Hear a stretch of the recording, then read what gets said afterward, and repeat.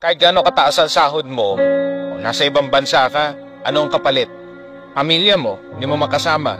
Anong kapalit? Hindi mo magawa yung gusto mo. O talo ka pa ng janitor. Alam mo kung bakit? Kasi sila kompleto. Alam mo kung bakit? Kasi napag-aaral niya naman ang anak niya eh. At pinaka-importante, buo ang pamilya at ang experiences nila sa buhay. So alam mo ang dapat mong gawin? May advantage ka. Mataas ang sahod mo. Gamitin mo ng tama. Inegosyo mo. Kasi dapat yan, yung pag-OFW na yan, pagsisiman na yan, temporary lang dapat yan. Hindi ang ginagawang lifestyle. Kasi sabi ko sa'yo, masyadong mataas ang kapalit. You should start working on your success dito sa Pilipinas. At itigil na yung pag-iwan sa pamilya mo para lang sa pera. Kahit gaano kataas ang sahod mo, o nasa ibang bansa ka, anong kapalit? Pamilya mo, hindi mo makasama.